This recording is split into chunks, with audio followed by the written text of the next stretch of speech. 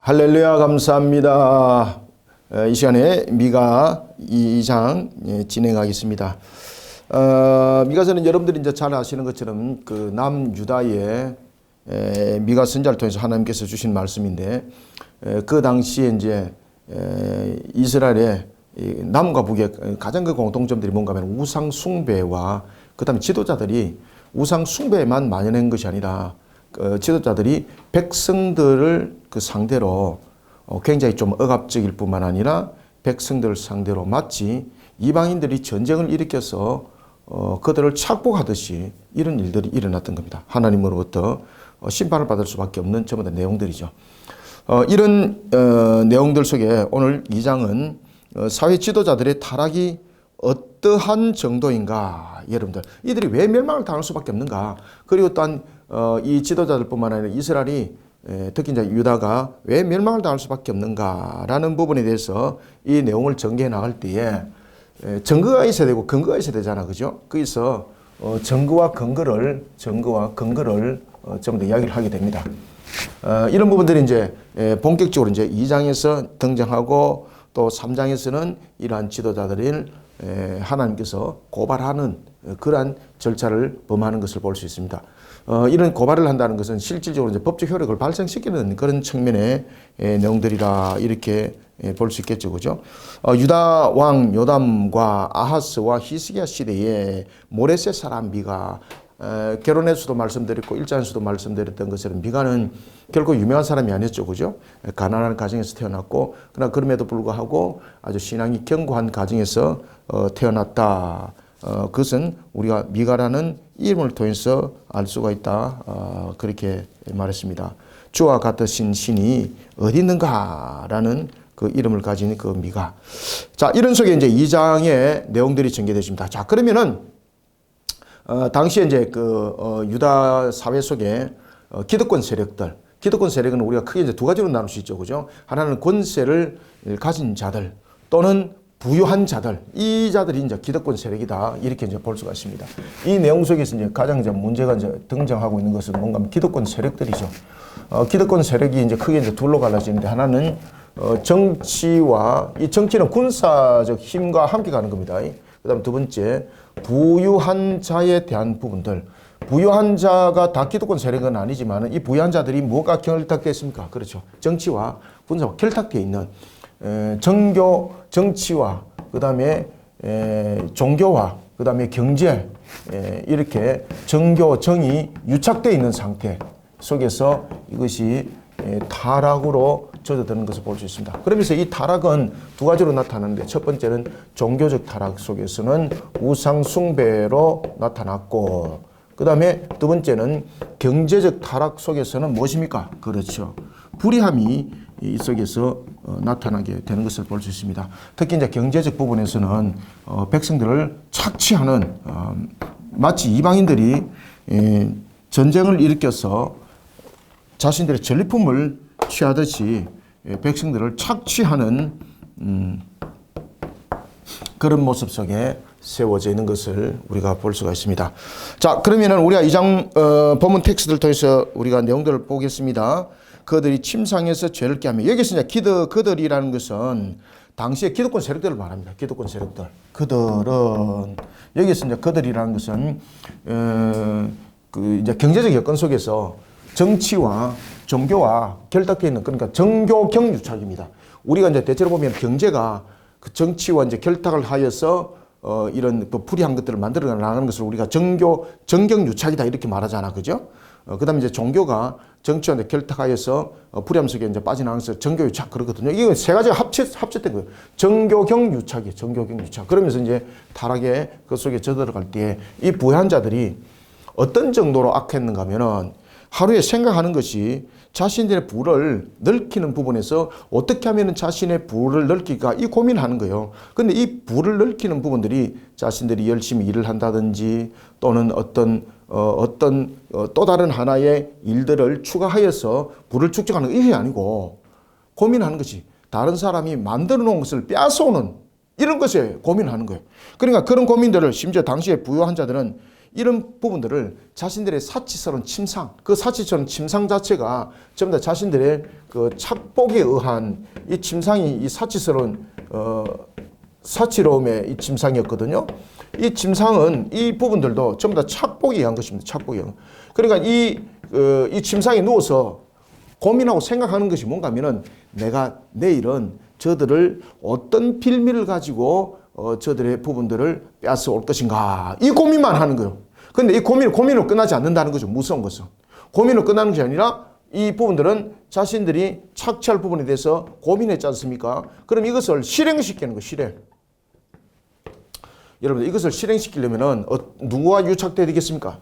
결국은 여러분들 정치와 이런 부분에 종교와 이런 부분들, 특히 이제 정치 부분들이 가장 강력하겠죠. 그죠? 정치와 여러분 결탁이 반드시 되어 있어야 됩니다. 왜냐하면은 자신들이 남의 것을 취할 때에 그냥 빼앗으면 도둑질이지 않습니까? 그럼 법에 걸리잖아. 그죠? 그러니까 이런 부분들이 왜 보면은 자신들이 법을 만들 때에 불의한 법을 만들어서 이것이 법이다, 지켜라, 이렇게 말하는 것도 있지 않습니까? 그것을 우리가 악법이라 말하죠.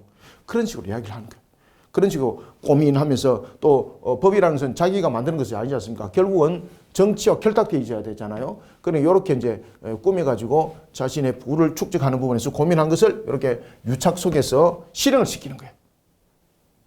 자, 오늘 2장 1절이 그 내용들을 이야기를 하고 있습니다. 그들이 침상에서 죄를 깨하며, 침상에서 죄를 깨하며라는 것은 당시 부유한 사람들이 그 사치처럼 침상을 말하고 있고, 그들이 그곳에 누워서 잠만 자는 것이 아니라 어떻게 하면 내가 다음 날 그 부를 더 얻을 수 있을까? 그러면 그 부를 얻는 대상이 누굽니까? 부를 얻는 대상이 그들이 땀을 열심히 흘렸어, 또는 다른 어떠한 장목을 통해서 새로운 어떤 환경들을 만들어서가 아니라 연약한 자들이 이미 만들어 놓은 것, 가지고 있는 것, 그것을 빼앗아온 측면에서의 그들은 부를 축적을 계획을 하고 있었던 것입니다. 그러니까 쉽게 말하면 땀 안 흘리고 남의 것이 자신의 것으로 만드는 그 역할들 속에 고민을 하는 거예요. 여러분들. 이와 같이 누워서 부를 얻기 위해서 어떻게 하면 연약한 자들을 갈취할 수 있을까, 이 계획만 세우고 있는 거죠. 그리고 더 무서운 것은 이들은 보십시오.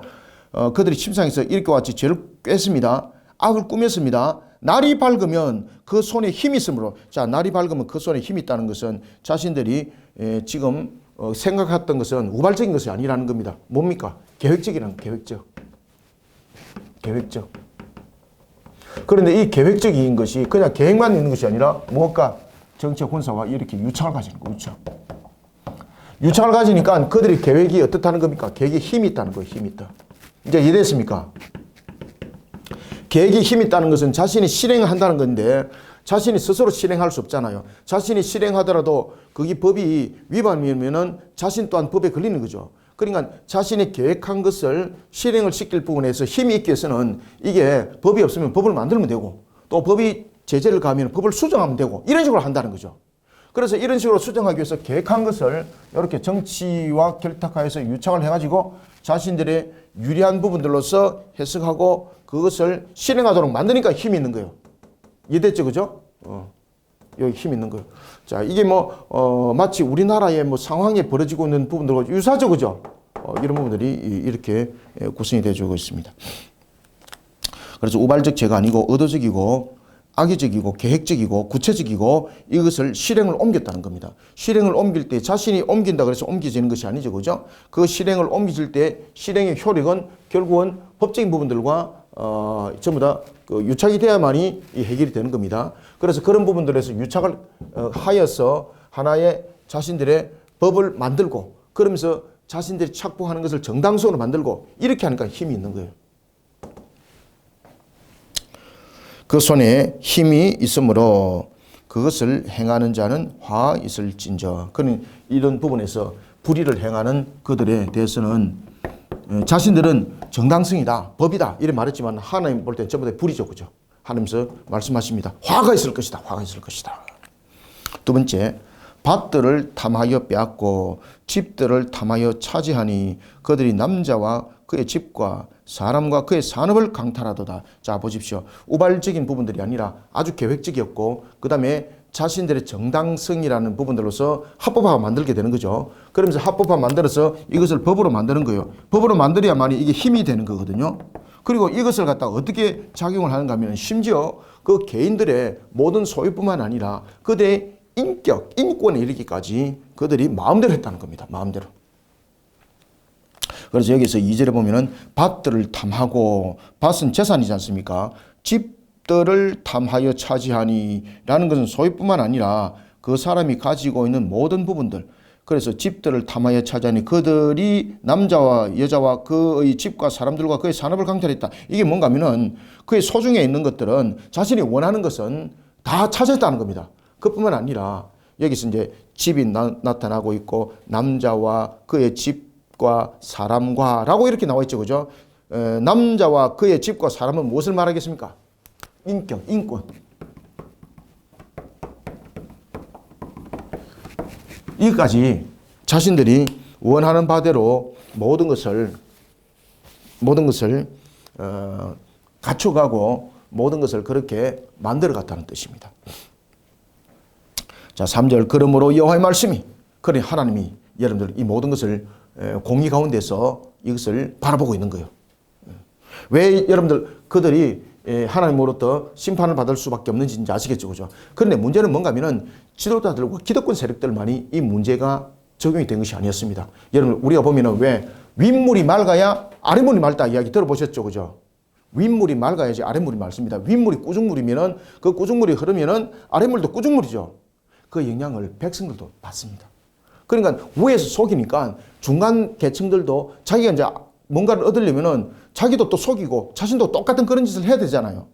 그러니까 이런 하나의 권력 세력들과 유착 관계를 형성하고 그런 속에 불의가 거듭되어지고, 그리고 또 밑에 세력들은 또 밑에 세력에서 또 뺏으려면은 또 자기도 또 그런 유착을 만들어야 되는 거잖아요. 그러니까 윗물이 더러우니까 아랫물이 온 나라가 다 그렇게 됐다는 이야기입니다. 자, 이런 속에서 두 가지 부분들이 타락으로 나라 전체를 뒤덮었습니다.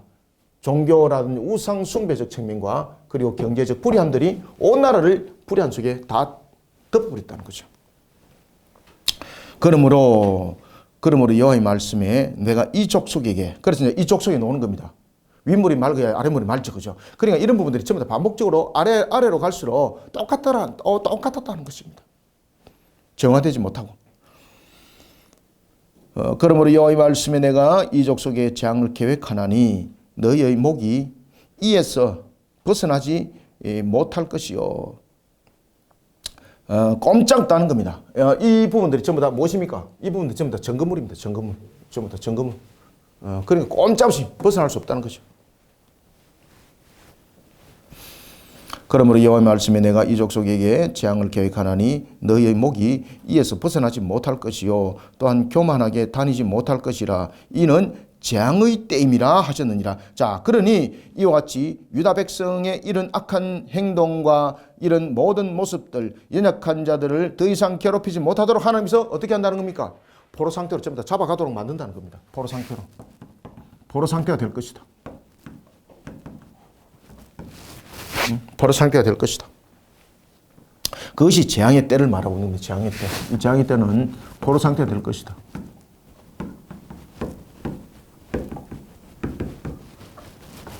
포로 상태가 될 것이다.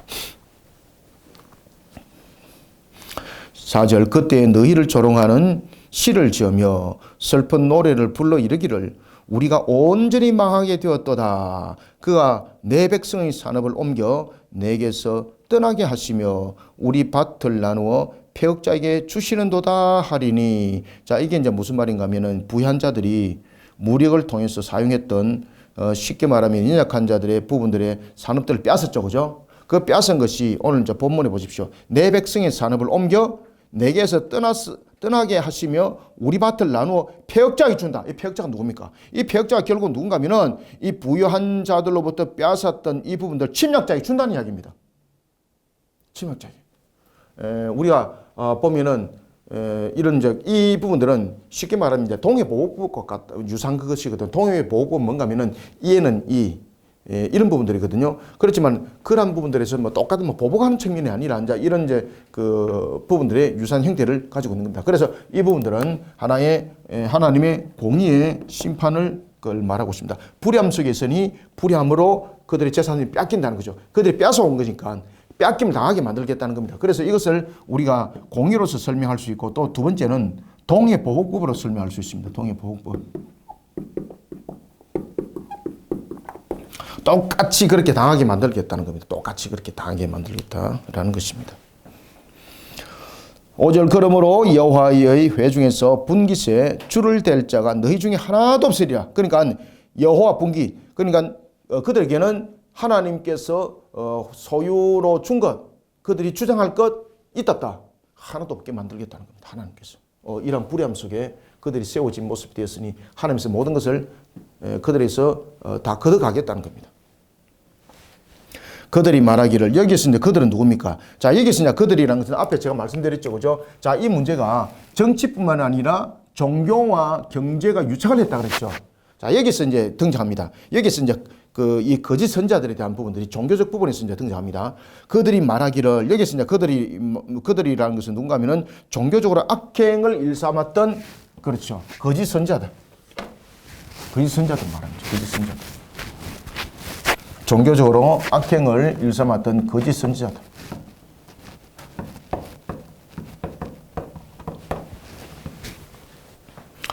어, 6절에서는 그들은 종교적 악행을 일삼았던 거짓 선지자들을 말하고 있습니다. 그들이 말하기를 너희는, 그래서 여기서 너희는 참 선지자예요. 참 선지자.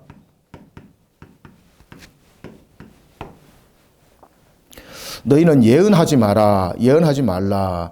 이것은 예언할 것이 아니거늘 욕하는 말을 거치지 아니한다 하는도다. 예, 이게 이제 무슨 말인가 하면은 이와 같이 이 권력자들이 그리고 또한 부현자들이 정치와 종교와 경제가 유착한 결탁관계 속에서 이들이 불의한 일들을 지금 하잖아요. 불의한 일들을 하는데 이 참 선자들이 하나님의 음성을 들려주는 거예요. 그런데 이 거짓 선자들도 나서는 거예요. 종교가 유착되어 있으니까. 거짓 선자들이 나서가지고 뭐라고 말하는가 하면 이 참 선자들의 말을 전부 다 무엇으로 돌리는 겁니까? 전부 다 헛된 이야기, 거짓된 이야기로 전부 다 돌리는 겁니다. 지금 그 이야기입니다. 이 내용이. 그래서 욕하는 말을 그치지 아니하는도다라는 이 말은 거짓 선자들이 참 선자들의 그 예언 행위를 지금 비판하는 거예요. 비판. 그죠? 비판하면서 이들의 말은 전부 다 무엇이다? 거짓이다 이러면서 회방하는 거, 회방하는 거. 근데 여러분들 이 단순한 회방이 아니겠죠. 이 거짓 선자들은 정치라는 것은 그 당시 이제 군사와 함께 결탁되어 있는데 결탁되어 있으니까 누구의 힘이 세겠어요? 이들의 말 한마디에 참 선자들은 죽는 거예요, 여러분들요. 단순한 내용이 아닙니다, 여러분. 그래서 자신들의 원하는 바를 만들어가기 위해서 이와 같이 정치와 종교와 경제가 유착관계를 맺어가지고 나라가 거의 뭐 흙탕이라 이렇게 볼 수가 있다라는 것입니다. 그런 속에 이런 종교적 측면에서 거짓 선자들의 역할들은 무엇인가? 참 선자들이 하나님의 말씀을 바르게 전하고 그리고 또한 나라가 불의한 속에 빠져 있는 것에 대해서 회개를 촉구시키고 바른 길로 서라고 말하는 그들에 대해서 너희들이 무슨 거짓말을 하고 있느냐? 라면서 이들의 말을 회방하고 이들의 말이 안 맞다. 그러면서 그 말로서만 말하는 것이 아니라 군사적인 힘을 가지고 이들에게 생명을 위협을 하는 거예요. 생명을 위협하는 거예요. 너 앞으로 한 번만 더 말하면 너 죽는다. 아시겠습니까? 그죠? 이런 협박이 실질적으로 나타나는 겁니다. 그러니까 참선자들이 하나님의 말씀을 전할 때 뒤에 이제 나타나는 거, 뒤에 이제 그 말을 합니다만 생명을 걸고 하나님의 말씀을 전합니다. 그러면은 지금 미가가 이 말씀을 전하는 것은 생명을 걸고 지금 말씀을 전한다는 이야기입니다. 생명을 걸고. 그들이 말하기를 너희는 예언하지 말라. 예언하지 말라. 이것은 단순한 말이 아닙니다. 그들의 말이 참 선지자의 말들을 회방하면서 너 다시 말하면 너 죽인다. 이 협박이 함께 주어졌다는 이야기입니다. 너희는 예언하지 말라. 이것은 예언할 것이 아니거늘 욕하는 말을 그치지 아니한다 하는도다. 그래서 참 선지자의 예언 행위를 비판하고 그들에게 위협을 가하고 있는 겁니다. 7절 너희 야곱의 족속아. 그래서 하나님께서 말씀하시는 거예요. 이 거짓 선지자들의 악행에 대해서 하나님께서 이제 진노함의 가운데 그들을 부르는 거예요. 자, 이게 이제 어떤 장면과 같은가 하면은 지금 여기서 보면 너희 야곱의 족속아라고 말하죠. 그죠? 여기서 야곱의 족속아 말하고 있을 때는 하나님이 지금 진노 가운데서 그들을 부르는 거거든요. 이 내용들은 마치 그 에덴 동산에 있을 때에 왜 아담이 죄를 범했지 않습니까? 그때 하나님께서 아담아 네가 어디 있느냐라는 가운데서 진노 가운데서 법정 호출을 하는 것처럼 그와 같은 동일한 내용들입니다. 너희 야곱의 족속아 어찌하여 이르기를 여호와의 영이 성급하시다 하겠느냐. 그래서 거짓 선자들의 악행에 대해서 하나님께서 진노로 그들을 부르시는 거예요. 그의 행위가 이러하시다 하겠느냐. 나의 말이 정직하게 행하는 자에게 유익하지 아니하냐. 그러니까 하나님의 말씀이 지금 정직하게 순종하는 자들에게 지금 이 내용들을 들려주고 있고, 그리고 또한 순종하는 자들에게는 좋은 것으로서 하나님께서 주기를 원하시는 거죠. 그런데 지금 이 거짓 선자들의 내용들은 어떻다는 겁니까? 그런 정직을 나라를 바르게 세우고자 하는 그들의 오히려 회방꾼이 된 거죠. 그러니 하나님께서 어떻게 하겠습니까? 거짓 선자들을 용서하지 않겠다는 겁니다. 그러니까 그 진노의 그 음성이 들려지는 겁니다. 7절부터 봅시다. 너희 야곱의 족속아 어찌 이르기를 여호와의 영이 성급하시다 하겠느냐. 그의 행위가 이러하시다 하겠느냐. 나의 말이 정직하게 행하는 자에게 유익하지 아니하냐. 근래에 내 백성이 원수같이 일어났어. 자, 원수같이 일어난 이유는 무엇입니까? 당시에 선민들이라고 말하면서 오히려 하나님의 백성들 같은 동족들을 오히려 약자들을 약탈하고, 그 약탈하는 것을 일삼는 자들, 그것을 내 백성이 원수같이 일어나서라고 말하는 겁니다. 그런데 이들이 원수같이 일어나서 지금 하는 짓이 어떤 짓과 같은가 하면 마치 전쟁하는 것 같다. 전쟁. 와, 무서운 거잖아요. 여러분 전쟁은 죽게 하면 살리지 않습니까? 상대를 이기지 못하면 내가 죽는 거잖아요. 그러니까 이 그 백성들에 대한 착취가 마치 전쟁하듯이 했다는 겁니다. 전쟁하듯이. 그러니까 얼마나 잔인했냐 이 말입니다. 잔인성을 이 속에서 말을 하고 있습니다. 잔인성. 이 전쟁하듯이라는 것은 잔인성을 말하고 있습니다.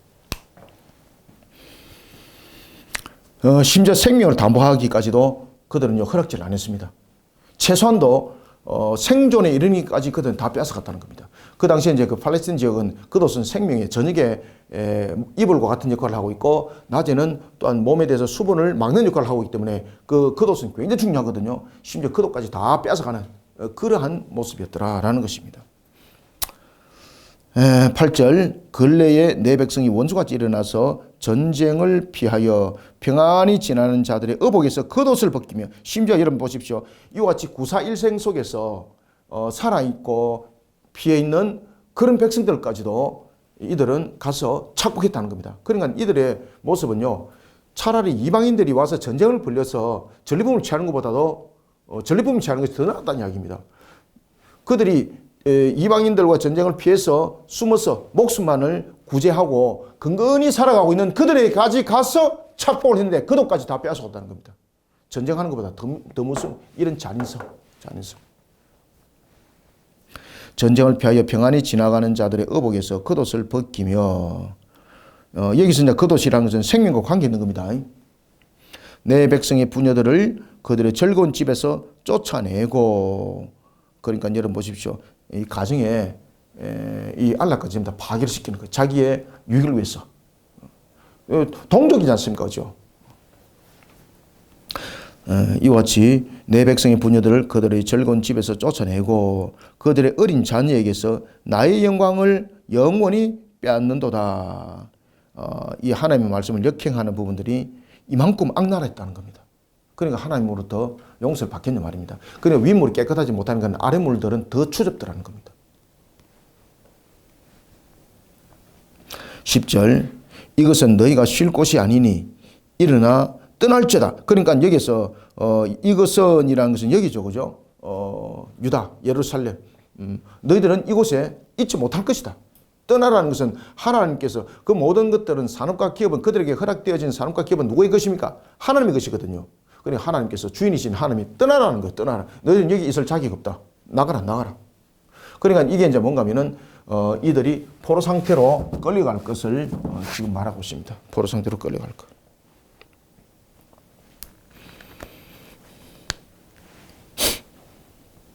10절 이것은 너희가 쉴 곳이 아니니 일어나 떠날죄다. 이는 그것이 이미 더러워졌음이니라. 그런즉 반드시 멸하니니 큰 그의 멸망이 크리라. 하나님의 그 언약 속에 세워져 있지 못한 자를 하는 백성이라 말할 수 없고, 그리고 또한 하나님께서 기업으로 허가하신 그곳에 있을 자격도 없다는 겁니다. 그러니까 떠나라는 것은 포로 상태로 이제 잡혀갈 것에 대해서. 그러니까 그것이 이제 공의에 의한 무엇입니까? 심판을 말하고 있습니다. 심판. 공의에 의한 심판을 단행할 것이다.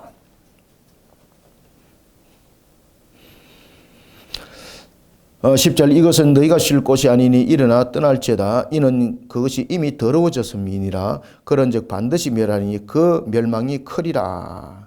심판을 말합니다. 11절 사람이 만일 허망하게 행하며 거짓말로 이르기를 내가 포도주와 독주에 대하여 네게 예언하리라. 이게 이제 무슨 말인가 하면은 여러분들 이게 속된 말로 말하면은 복과 번영에 대해서만 전하고 있는 이런 거짓 선자들, 그 거짓 선자들의 잘못을 따르는 자들도 똑같이 된다는 겁니다. 그래서 제가 계속해서 말씀드렸던 것처럼 윗물이 더러울 뿐만 아니라 아랫물은 더 꾸중물이더라.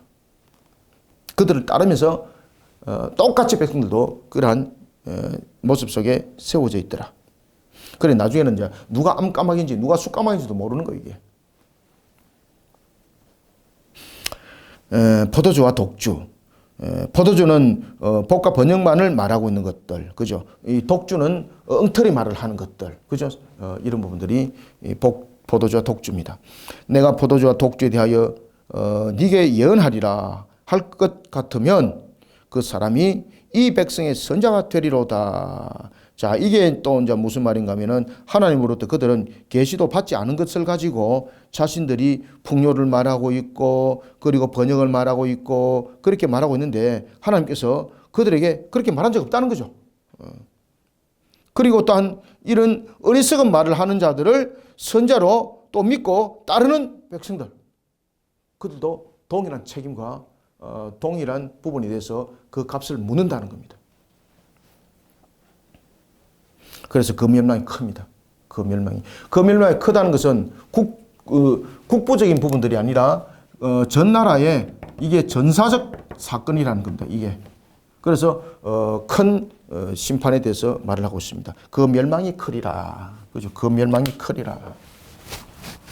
그 멸망이 크다는 것은 이것이 한 부분의 죄가 아니고 온 백성들의 이게 전적 타락의 내용 속에서 저들은 내용입니다. 그래서 이것을 더 큰 멸망이다. 그 멸망이 크리라 라고 말을 하는 겁니다. 그 멸망이 크리라. 이렇게 말을 하고 있습니다. 자, 12절 봅시다. 야곱아 내가 반드시 너희 무리를 다 모으며 내가 반드시 이스라엘의 남은 자를 모으고. 자, 이제 이런 속에 하나님으로부터 징계를 받았습니다. 그죠? 패망이 이르렀습니다. 그리고 이들이 포로 상태로 이제 끌려갈 것에 대해서 심판을 말하고 있고 그 심판은 하나의 어떤 그 부유층만이 아니라 권력을 가진 자만이 아니라 종교 지도자들만이 아니라 온 백성들이 함께라는 범죄 속에 있었다는 것이죠. 그래서 그 멸망이 크다는 것은 유다에 대한 나라 전체가 멸망에 대한 심판을 일어날 것을 말하고 있습니다. 그래서 이것은 역사 속에서 BC 586년에 보면은 끌려가지고 그죠? 바빌론에 그들이 포로 상태로 끌려가는 사건들, 그것이 이제 제3차 포로로 끌려갑니다. 그리고 이제 그것이 이스라엘의 마지막 역사가 됩니다. 시드기야가 마지막 역사에 남게 되고 끌려갑니다. 그러면 이 끌려가는 상태 속에서 이 부분들을 하나님께서 버림을 내팽개치지 아니하고 이들을 바르게 회개시켜서 바르게 돌이켜서 다시 그들을 포로 상태로부터 귀환을 일으킬 것을 자 12절 13절 이야기를 합니다. 야곱아 내가 반드시 너희 무리를 다 모으며 내가 반드시 이스라엘의 남은 자는 이제 포로 상태 속에서 회개시켜서 하나님께서 돌이키는 겁니다. 이스라엘의 남은 자를 모으고 그들을 한 처소에 두기를 보스라의 양떼같이 하여. 여기서 이제 보스라의 양떼라는 건 뭔가 하면은 그 당시에 이제 모압 지역에서 목초지로서 가장 유명한 곳, 풍요의 환경을 뜻하고 있습니다. 가장 풍요롭게 만들겠다는 겁니다. 풍요롭게. 여기서 이제 보스라는 그 당시에 모압 지역의 가장 대표적인 그러한 하나의 목초지입니다. 목초지. 그 속에서는 풍요가 있었습니다. 풍요롭게 만들 것이다. 내가 풍요롭게 만들 것이다. 보스라 양떼같이 하며 초장의 양떼같이 하리니 사람들이 크게 떠들 것이며, 사람들이 크게 떠들 것은 사람들이 돌아오는 것도 있지만 사람들이 번성한다는 거죠. 그죠? 번성한다는 거죠. 모든 사람이 번성하게 할 것이다. 13절 길을 여는 자가 그들 앞에 올라가고 그들은 길을 열어 성문에 이르렀으는 그리로 갈 것이며 그들의 왕이 앞서가며 여호와께서는 선두로 가시리라. 하나님께서 앞서가시는 거죠. 하나님께서 남은 자들을 이끌어 인도하신다는 겁니다. 이와 더불어서 하나님께서 그들을 어떻게 한다는 겁니까? 왕으로서 그들을 보호하고 지키시고 그들의 번영을 일으키겠다는 겁니다. 그것이 누군가 하면 남은 자입니다. 남은 자. 그죠? 여기서 남은 자. 12절에 남은 자. 이스라엘의 남은 자. 여러분 여기서 남은 자는 누구라 그랬죠? 남은 자는 이것은 숫자로 남은 것을 말하는 것이 아니라 뭡니까? 그렇죠. 회개입니다. 회개한 자들을 하나님께서 일으켜서 다시 예루살렘으로 그들을 이끌어 인도하실 때에 그냥 몸만 온다는 것이 아니라는 거죠. 무엇과 같이 보세라 양떼같이 할 것이고 초장의 양떼같이 하리라 라고 말하는 것처럼, 그리고 딴 사람들이 크게 떠들 것이다 라고 말하는 것처럼 그들에게 번성과 그리고 그들에게 모든 필요한 부분들을 채워서 갈 때에 13절 누가 앞선다는 겁니까? 왕이 앞서가며 라고 말하는 것은 육신의 왕이 아닙니다. 여기서 왕과 뒤에 여호와는 하나님이 똑같은 이 부분들을 말하고 있습니다. 그래서 여기서 왕이 앞서가며 여호와께서 선두에 가시리라는 것은 하나님께서 앞서가는데 어떤 모습으로 간다는 겁니까? 왕의 모습으로 간다는 거예요. 왕의 모습. 그래서 여기서 13절에서 왕과 여호와는 똑같은 말입니다. 왕과 여호와는 여기서 왕과 여호와는 똑같은 부분들로 말하고 있습니다. 그래서 왕은 누굽니까? 여호와입니다. 여호와. 그러면 여호와가 그들을 이끌 때에 왕과 같은 모습으로 이끈다는 겁니다. 왕과 같은 모습으로 이끌 때에 어떻게 이끌 것인가? 그들을 보호할 것이다. 그래서 여기서 왕은 세상의 권세자로서의 왕을 말하는 것이 아니라 진정한 하나님께서 세운 그런 하나님의, 여러분 하나님이 우리의 왕이라는 것은 세상적인 왕과 다르죠. 세상적인 왕은 군림하고 그러한 자신이 여러 가지 부분에서 백성들로부터 받아나는 그것을 가지고 자신이 권위와 위치가 가운데 세워지는 것이지만은 하나님의 왕이신 것은 전부 다 나누어 주시고 베풀어 주심이죠. 그죠? 그래서 왕으로서의 인도할 것이고 그리고 지키심 그리고 보호하심과 그리고 하나님께서 모든 것에 대해서 어떻게 베푸시는 왕으로서. 따라서 여기서 이제 베푸심이 난주 보스라가 이 속에 나타나는 거죠. 그죠? 보스라 양떼,